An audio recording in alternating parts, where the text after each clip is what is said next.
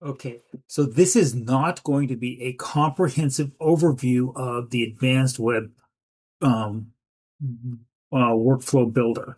This is going to be an introduction to the differences and the unique features of the advanced workflow builder. So I'm not going to go into all of the possible permutations and ways you can do multiple unique things now. I'm going to show you how the minor differences if you're just building a normal kind of workflow that an average common business would use. So I'm using my spam workflow. My spam workflow is really simple. It removes if I add the tag spam, if I have a contact come in and I say this is spam, I just add the tag or I add them to this workflow. Or there's a couple of things, minor things that it can detect that I'm comfortable just automatically marking them as spam. It does really only three things. It removes them from the automatic reply emails. It sets DND for all channels, do not disturb, and it marks the conversation as read. Those are the things it does. Turns the bot into inactive status. Um, that's all it does. I'm going to show you adding another action here in a second. Um, you can already add sticky notes and sticky notes. So you can add a note. Actually, miss my head here. I can't. And it'll stick or supposed to stick to wherever we put it there. This is a sticky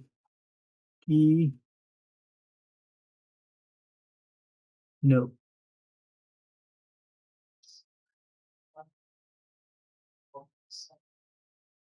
Okay. These notes are the notes that just describe what the workflow is supposed to do. Stats view lets us see how many times this workflow is actioned, and then no errors found. Okay, so that's basically the controls we have over the current version, and then Workflow AI helps us, coaches us through writing a new workflow. But if we switch to the advanced builder, instead of flowing vertically like this, the advanced builder flows horizontally. The people who do a lot of building, this is a big deal to them. This is this is much more helpful. Because I started with the high level builder, I'm comfortable with that vertical flow. Does this use better use of the screen space? Maybe, maybe it does. Significantly, we can use these notes now. So this note is kind of stuck in this shape. Okay, so um,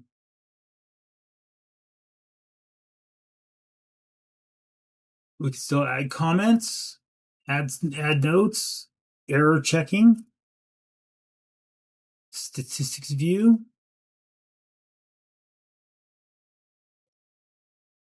The nice feature of the advanced workflow builder is we can go back to previous, up to the most recent 10 workflows that we worked on without using additional tabs to go check on to look at multiple workflows back to back.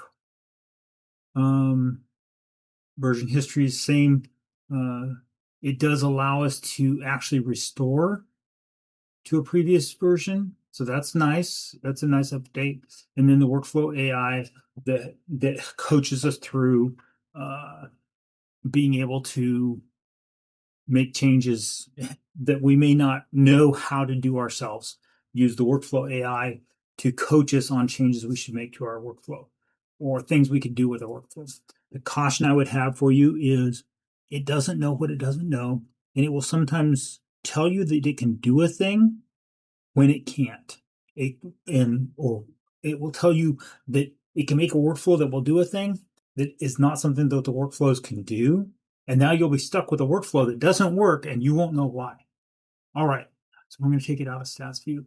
All right. So let's do the things that that to me are unique about the. So I can save this, and here's one thing I want to demonstrate really quick. Workflow has been saved. Okay, so now I've moved the sticky note, but other than that, I haven't done anything significant. If I change back to the standard builder, the sticky note is still over where it was before. I can save it like this.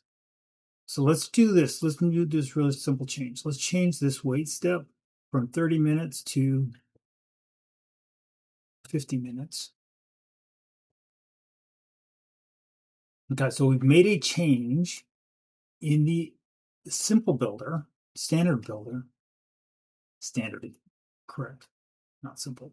And if we go to the advanced builder,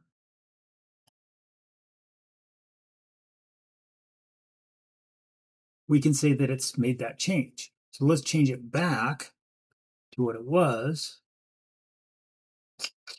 Save this action, save and publish. So what we demonstrated is if you don't use one of the advanced builder features, you can switch it back to standard builder mode. If you were to have used some of the advanced builder features, then I'm sure that it won't allow you to revert back to the standard builder view. But most people, once you go into advanced builder mode, you're probably going to stay there. Okay, so let's do this. Here's a couple things you can do. You can add an action. And we're just going to add another wait step. No, let's add a drip mode. Cancel. Let's add a. So in the standard build, you have to tell it where you want to add the action. So let's add a notification, internal notification. Type is notification. Title is contact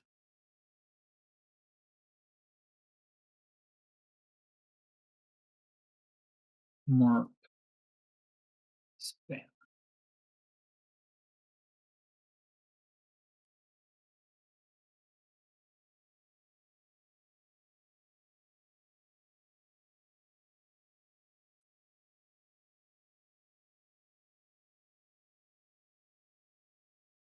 Okay, and we have to redirect to the contact, and we can do to a particular user, and we're going to just particular user me. Okay, so we're going to add this, but you notice I didn't click the plus button. I can literally just hang it here, and I can decide later where in this sequence I want to connect it. So if I decide I want to mark it at send that notification to myself before. So earlier I was pointing at this plus, and I was saying in the old builder I would have had to say that's where I wanted to put it, and then I could move it later. But right now I can put it there, and I can say I want to add a drip mode. Now it doesn't really make sense because we're going to have one contact going in at a time, but I can do a 1x1 drip mode. And say I want to add that. Again, I'm not sure where I want to add them, so I don't have to. I can just put them over here. I can have them waiting. And if I save it, those aren't. It's not going to fire because it's not in the sequence. The other thing that I can do is I can pause, and you see how it's grayed out. I can pause individual actions. And so I can say, if instead of contact type inactive, I want to just send myself this internal notification, then I can take this flow, and I can connect it to my drip mode, and I can connect my drip mode to my internal notification, and I can connect my internal notification to. Oh, I can't connect it there because it's in draft mode. To my wait step. Why is it not letting me connect?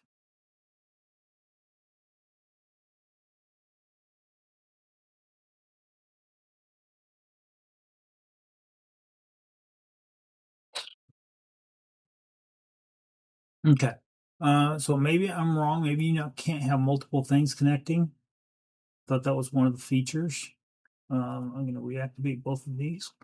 That pausing actions is a very valuable thing because it allows you to test the rest of the workflow and then decide later if you want to add a particular feature.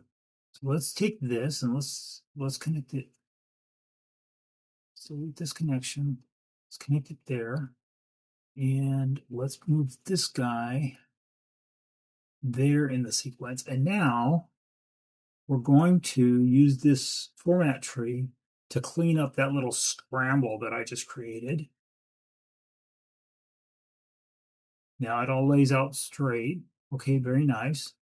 And now I'm going to go ahead and inactivate that. So now you see the line appeared in it. It's just going to pass straight through that internal notification. But I could turn that notification on at some point in the future if I so desire. Okay. So now what it's going to do, it's going to remove everybody remove them from any other workflows. Set do not disturb. Um, yeah, yeah. So that's I went deeper into the specifics of this particular workflow than I really intended to from this introduction overview. Here's the bottom line: is once you're in this mode, you can add actions and triggers and just have them stacked here to decide where you want to insert them into the workflow. So you can say, I want to do these 5 emails in this, and I can put them in that sequence because I know that my email templates, I write my 5 email templates and I write them in the sequence. But then how much time delay and how I lay them out in my if else statements is the thing that I can change here anywhere along in this builder mode that I couldn't in the standard builder mode.